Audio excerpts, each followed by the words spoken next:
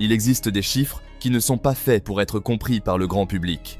Des chiffres qui ne servent pas à informer, mais à signaler. 800 milliards de dollars n'est pas une somme. C'est un message, un marqueur de rupture, une ligne invisible que l'humanité n'avait jamais franchie jusqu'à aujourd'hui. Pour la première fois dans l'histoire moderne, un seul homme concentre une puissance financière qui dépasse celle de nombreux États. Et cet homme, ce n'est pas un roi, ce n'est pas un chef d'empire colonial, ce n'est pas un président, c'est Elon Musk. Derrière ce nouveau record, il n'y a pas simplement une réussite entrepreneuriale spectaculaire.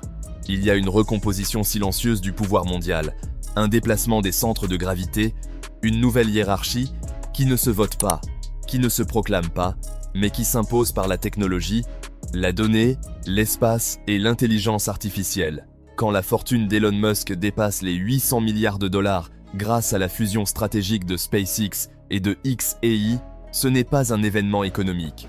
C'est un tournant civilisationnel. Pour comprendre ce que cela signifie réellement, il faut d'abord oublier l'image simpliste du milliardaire excentrique, du génie imprévisible ou du provocateur sur les réseaux sociaux. Ce récit est confortable, mais il est faux. Elon Musk ne joue pas, il construit, et surtout, il assemble.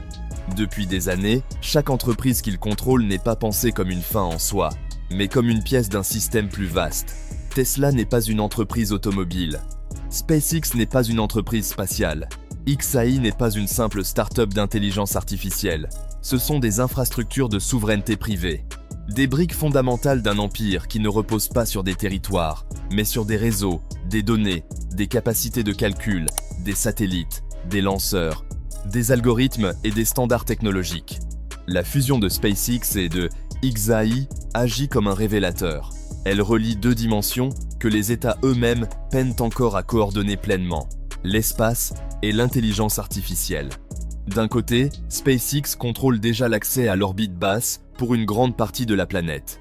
Ces fusées réutilisables ont transformé l'économie spatiale, abaissant les coûts, accélérant les cadences, rendant obsolètes des décennies de programmes étatiques lourds et coûteux. De l'autre, xAI s'impose comme l'un des pôles les plus avancés dans la course mondiale à l'intelligence artificielle générale, dans un contexte où les données, la puissance de calcul et l'autonomie décisionnelle deviennent des armes stratégiques comparables au nucléaire au XXe siècle. En reliant ces deux entités, Musk ne crée pas seulement de la valeur financière. Il verrouille une chaîne complète de domination technologique. Les satellites fournissent les données. Les infrastructures orbitales assurent la connectivité globale. L'intelligence artificielle traite, anticipe, optimise, décide. Ce n'est plus une entreprise, c'est un système nerveux mondial. Et c'est précisément cette intégration verticale totale qui explique pourquoi les marchés ont réévalué la valeur de cet ensemble à un niveau jamais atteint auparavant. 800 milliards de dollars. Pour mesurer ce chiffre, il faut le comparer à ce que nous connaissons. C'est plus que le PIB annuel de nombreux pays développés. C'est une puissance financière qui permet d'investir massivement sans dépendre de banques, de subventions publiques ou de cycles politiques. C'est la capacité de lancer des projets à perte pendant des années, simplement pour conquérir une position stratégique.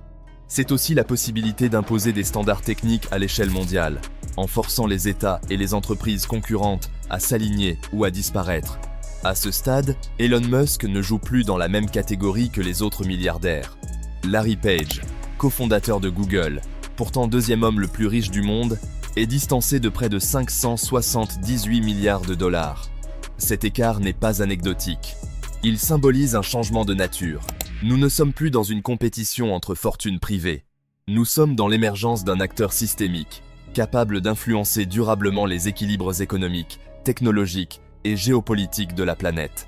Ce qui rend cette situation encore plus fascinante, c'est le silence relatif qui l'entoure. Aucun traité international n'encadre ce type de concentration de pouvoir. Aucun sommet mondial n'a été convoqué pour en débattre. Aucun vote n'a eu lieu. Et pourtant, les conséquences sont bien réelles.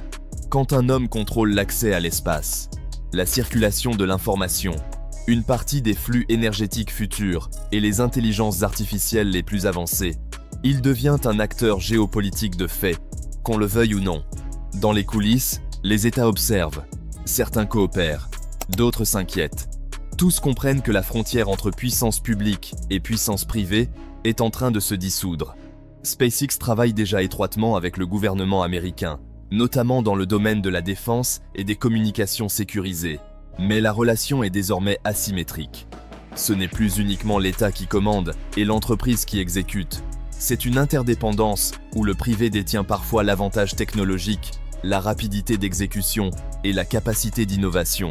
Avec xAI, cette dynamique s'intensifie encore. L'intelligence artificielle n'est pas seulement un outil de productivité, c'est un multiplicateur de pouvoir.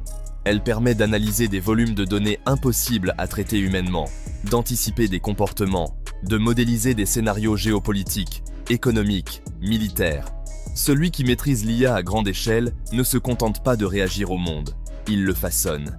La fortune de Musk dépasse les 800 milliards de dollars, mais sa véritable richesse ne se mesure pas en monnaie. Elle se mesure en levier.